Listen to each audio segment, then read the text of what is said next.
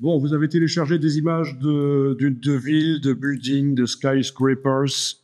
Peut-être bien qu'il y a des images dans lesquelles il y a une perspective vers le haut. Donc, je veux dire, un point de fuite qui est dans le ciel. Logique. Donc, on va voir quelque chose d'assez intéressant concernant les images comme ça. Je vais ouvrir par exemple ces deux-ci qui ont clairement ce problème-là. La troisième que j'ai n'a pas vraiment ce problème-là. Si vous avez aucune image qui a de la perspective comme ça, c'est pas grave. Vous regardez et la procédure. Donc voilà, j'ai chargé les deux images. Là, je fais contrôle tabulation sur le clavier pour passer de l'une à l'autre. Je suis en mode plein écran sur le Mac. J'ai appuyé sur la touche F sur le PC. Vous êtes d'office en plein écran, je pense. Ok, donc, rectifier les verticales. Ça peut donner vraiment un côté professionnel aux photos que vous faites ou que vous allez chercher. Parce que là, c'est assez écrasant, en fait. Elle n'est pas très professionnelle. Donc, vous voyez comment on aurait pu obtenir dans la vraie vie, si on avait photographié nous-mêmes ça, comment est-ce qu'on aurait pu faire en sorte que dans l'image, ce qui est vertical dans la réalité soit vertical dans l'image. Vous voyez ce que je veux dire? Ce qui est vertical dans la réalité là est complètement penché là dans l'image à cause de la perspective. Même chose ici. Donc c'est pas pro comme photo, ça fait pas communication publicitaire, c'est moins intéressant. En plus, il y a un sentiment d'écrasement quand on voit ça. Donc déjà dans la vraie vie, comment est-ce qu'on aurait pu faire en sorte que nos photos soient avec des verticales et neutraliser en quelque sorte la perspective. Ça vous dit rien? Donc, je vais vous expliquer vite fait. Et à mon avis, vous connaissez, certaines parmi vous connaissent. Si on vous parle d'un objectif à décentrement, ça vous dit quelque chose? Objectif à décentrement. Donc, c'est un objectif d'appareil photo spécialement prévu pour neutraliser les perspectives. Et en fait, ça ressemble à quelque chose comme ça, oui. Hein. Donc, c'est un objectif mobile. Et en le positionnant d'une certaine manière, on arrive à obtenir des photos qui ont pas de perspective. On neutralise la perspective. Objectif à décentrement. Anciennement, les appareils photo avaient des soufflets, donc c'était beaucoup plus facile de manipuler l'objectif par rapport à la plaque sensible. Le soufflet étant souple, ça existe encore, hein, des chambres techniques comme ça. Et donc, voyons un peu objectif à décentrement. Qu'est-ce que ça nous fait comme photo? Ça permet de corriger les perspectives.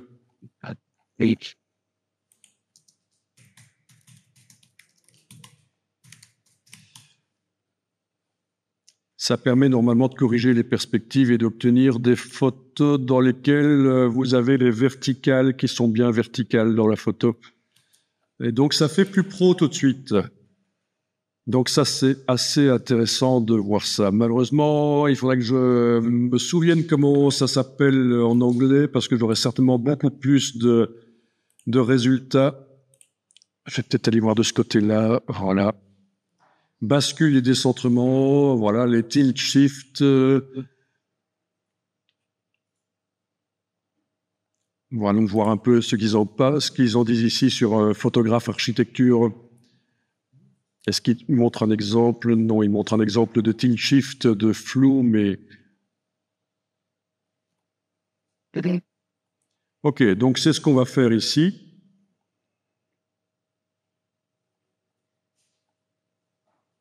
Voilà, redressement des verticales. Principalement utilisé pour les photos de bâtiments. Voilà, à la place de ça, vous avez ça quand vous photographiez avec un objectif à décentrement. Directement. Voilà. Ok. Et ici, ils expliquent qu'on peut aussi redresser en post-production, et c'est exactement ce qu'on va faire.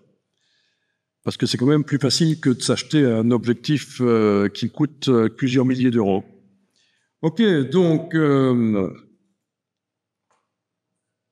va demander, si je me souviens de la procédure, on va voir si ça fonctionne encore comme ça dans Photoshop. Sélection, tout sélectionné, donc CTRL A sur le PC. Voilà, vous avez des petits pointillés, des défilés de fourmis qui sont partout, donc toute l'image est sélectionnée. Ensuite, édition, transformation manuelle, c'est CTRL-T. Ensuite, pour la transformation manuelle, ce qui nous intéresse, c'est... il va sans dire qu'il faut avoir de l'espace autour de l'image. Si vous avez l'image comme ça ne va pas le faire. Hein. Ni même comme ça va pas le faire non plus. Il faut avoir zoomé en arrière, Alt, roulette. Et donc, dans la transformation manuelle, on va aller chercher la partie torsion qu'on obtient en enfonçant sur le PC la touche CTRL et sur le Mac la touche commande. Et voilà, vous avez ceci. Voilà. Donc, c'est édition, transformation manuelle. Et pendant qu'on est en transformation manuelle et qu'on prend les poignées du coin, c'est la touche CTRL du PC aux commandes du Mac. Mais ici, c'est foireux. J'appuie sur la touche Escape. Voilà, parce qu'il me manque des références pour bien faire ça. Donc, je désélectionne et j'ai appuyé sur Escape. Je suis sorti de la transformation manuelle. Vous savez, ce qui serait bien pour faire ça, c'est d'afficher une grille. On va l'afficher. Donc, ça va, vous avez tout annulé. Touche Escape sur le clavier et sélection, désélectionner. Bien. Déjà, je voudrais aussi aller voir ce qui se passe dans la palette des calques. Menu fenêtre calque. OK, on a un calque d'arrière-plan. C'est peut-être pas ce qu'il y a de mieux ici. On va peut-être double-cliquer à droite du nom arrière-plan pour le transformer en calque 0, qui est un calque qui a un peu plus de souplesse. Donc, allez-y, double-cliquez à côté du calque d'arrière-plan, là, à côté du mot arrière-plan. Faites OK dans la boîte qui s'ouvre. Vous avez un calque un peu plus souple au niveau des possibilités. L'affichage de la grille. Donc, affichage, afficher, grille. Menu affichage, afficher, grille. Voilà, il y a une grille qui arrive. Alors, votre grille, est-ce qu'elle est pareille ou différente? Je veux dire, elle est pas plus précise, elle est pas moins précise, parce que la grille, à quoi elle ressemble, ça se décide dans les préférences de Photoshop. Mais si elle est correcte comme ça, que vous voyez les lignes verticales, c'est l'essentiel. Vous les voyez? Oui. Bien, essayons ça. Édition, transformation manuelle. Édition, transformation manuelle, donc le commenter. OK, ça marche. Il n'y a même pas besoin de faire de sélection maintenant que c'est un calque 0. Et donc, touche commande du Mac ou contrôle du PC. Voilà. Et il vous faut certainement prendre les deux points du dessus et les bouger de manière à ce que les verticales de la réalité soient verticales dans la photo. Donc, je suis en train de vous expliquer comment faire une photo qui a un look professionnel grâce aux verticales corrigées. Alors, les poignets, je les garde quand même un peu à la hauteur du dessus de la photo. Hein. Je ne vais pas commencer à aller les envoyer à au-dessus, plus là au-dessus. Hein. Sinon, ça déforme. Après, il faut faire du cas par cas. Est-ce que... Voilà. Pour bouger une poignée puis l'autre, puisque c'est interdépendant. Voilà, voilà. Donc ça, c'est une solution qui existe depuis des années dans Photoshop pour rectifier les verticales. Ça pourrait vous sembler un peu bizarre, la photo, parce que vous l'avez vu avant avec la perspective, mais est-ce que quelqu'un qui découvre la photo comme ça va trouver ça bizarre? Sans doute pas. Vous appuyez sur le petit V pour valider. Je vais tenter avec l'autre photo, affichage, afficher, grille. Commenter sur le Mac, CTRL-T sur le PC. Ah ben ça marche pas parce que j'ai oublié de transformer le calque d'arrière-plan en calque 0, donc je double-clique à droite du calque d'arrière-plan. OK. Donc, je disais commenter sur le Mac, CTRL-T sur le PC, et je prends ça. Et évidemment, on perd une partie de la photo.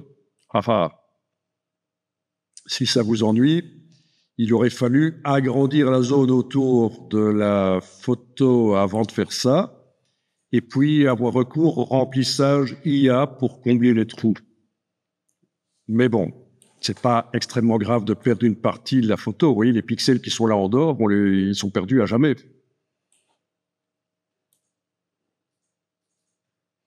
paix à leurs petites âmes de pixels, ils sont perdus à jamais. Ok, je valide avec le petit V. Ok, et la grille, je peux l'enlever. Affichage, afficher grille, voilà. Même chose pour l'autre. Affichage, afficher grille. Ça marche le contrôle tabulation pour passer d'une image à l'autre. Bon, si vous n'aviez pas de photo avec des perspectives, ben vous avez regardé et maintenant vous voyez comment il faut faire.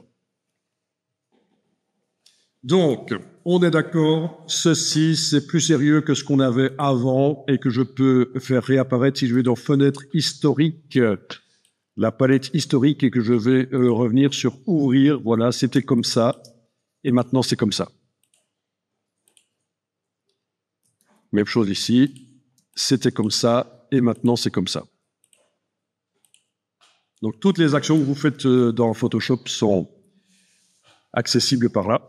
Pas de problème, tant que vous n'avez pas fermé l'image, parce que ça ne s'enregistre pas avec l'image, le contenu de la palette historique.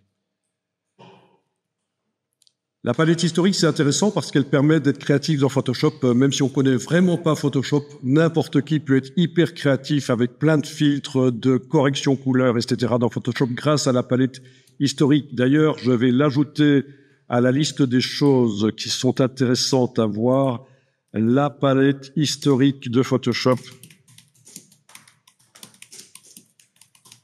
Utilisée de manière créative et non pas juste pour aller en arrière dans ce qu'on a fait. Voilà. Bien, donc on est d'accord, c'est mieux, mais c'est de l'ordre de la perception. Quelqu'un qui voit votre image ne va pas s'arrêter net, avoir le souffle coupé et dire « Waouh, les verticales dans la réalité sont verticales dans la photo ». Mais il y a une sensation de qualité. Ici, ça sent un peu... on aurait peut-être dû quand même laisser un chouïa de perspective peut-être. Mais là, ça paraît... je veux dire, il n'y a pas photo. Enfin si, il y a photo, mais il n'y a pas photo. Vous voyez ce que je veux dire? Ouais. Ok, ben quand vous avez fait ça, vous pouvez enregistrer si vous l'avez fait. Et forcément, vu qu'on a un calque 0, il va proposer de l'enregistrer au format Photoshop parce qu'il considère qu'il y a un calque avec de la transparence possible. Donc le JPEG, on oublie.